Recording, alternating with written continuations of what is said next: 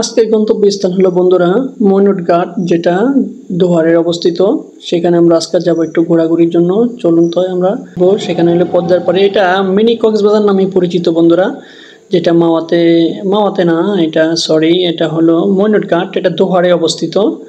এটা পদ্মা নদীর পাড়ে আসলে আপনারা খুবই আনন্দ এনজয় করতে পারবেন। এখানে আসলে মিনি কক্সবাজার কিংবা পতেঙ্গা সমুদ্র সৈকতের চেয়েও কম না এখানে আসলে, কিংবা কেউ কেউ কুয়াকাটাও বলে এখানে।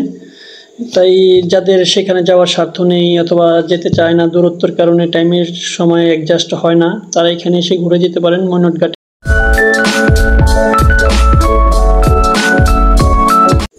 আসসালামু আলাইকুম বন্ধুরা, চলে আসছি আমরা ময়নট ঘাট। এখান থেকে ফরিদপুর থেকে এখান দিয়ে নৌ চলাচল করে, এখান দিয়ে ফেরি এবং এখান দিয়ে লঞ্চ দিয়ে মানুষ পারাপার হয়ে এখান থেকে ঢাকা যেতে খুবই অল্প সময় যেতে পারে ফরিদপুরের মানুষরা। তাই এই রাস্তাটা বেশি তারা ব্যবহার করে। ফরিদপুরের কিছু অংশ মানুষ এখান দিয়ে অল্প সময় তারা ঢাকাতে যেতে পারে। আর এখান থেকে এই ফরিদপুর থেকে পার হয়ে আসে এই ময়নট ঘাটে আসলেই এখানে বাস আছে। এখানে বাস টার্মিনাল, এই বাসে চড়ে আপনারা একদম ঢাকা শহরে চলে যেতে পারবেন এবং আসতে পারবেন। আর এইখানে আরও বেশি পপুলার হলো এখানে পদ্মা নদীতে এখানে ঘোরাঘুরির জন্য মানুষ আসে। এটা মিনি কক্সবাজার নামে পরিচিত হয়ে গেছে অলরেডি বাংলাদেশের মাঝে, তাই এখানে দূর দূরান্ত থেকে মানুষ চলে আসে। আর এখানে কোনো ছুটির দিনে আসলে আপনারা আরও বেশি আনন্দ এনজয় করতে পারবেন।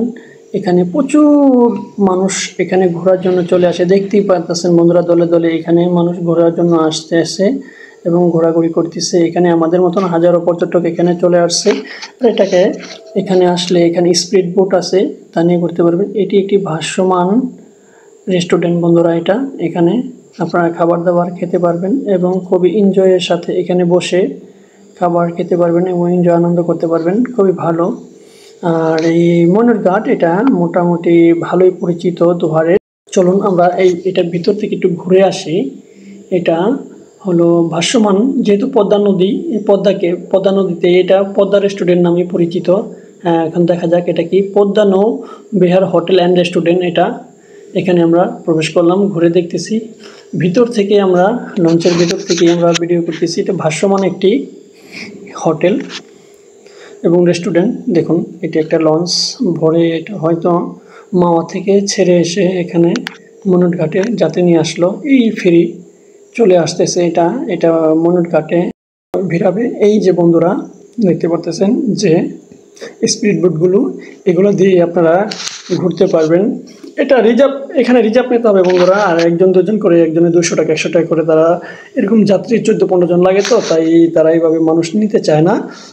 এখানে আসলে অবশ্যই আপনার রিজার্ভ করতে হবে, তাদের সাথে কথা বলে চুক্তি করে আপনারা পদ্মার ওই পারও যেতে পারবেন। পদ্মার মাঝখানে যেভাবে আপনি যেরকম সুযোগ সুবিধা নিয়ে ঘুরতে চান, স্পিড বোটে পদ্মা নদীতে ঘুরতে পারবেন এখানে আসলে। আর বিশেষ করে ফ্রাইডে ছুটির দিনে আসলে এখানে তো প্রচুর মানুষ। আর যেহেতু এখানে দেখুন এখন বর্ষা মৌসুম, খুবই পদ্মা নদীর সর্বনাশা। পদ্মা নদীর এই কুল থেকে কুল কিছুই দেখা যাচ্ছে না, দুদু খালি। আমার মতো হাজারো মানুষ এখানে আসছে ঘোরার জন্য। এখানে এসে কত রকমের সেলফি ছবি, যার যেরকম সেলফি প্রেমিক তারা তুলতেছে, দেখতেছে। আমরাও ঘোরাঘুরি করে তাদের দেখতেছি। ওই তো একটি স্পিড বোট নিয়ে তারা নদীর মাঝে ঘোরার জন্য চলে যাচ্ছে। দেখুন বন্ধুরা, আবার এক চাচা দেখা যাচ্ছে এখানে বড়শি দিয়ে মাছ ধরতেছে পদ্মা নদীর কিনারায়। এখানে আবার কেউ সেলফি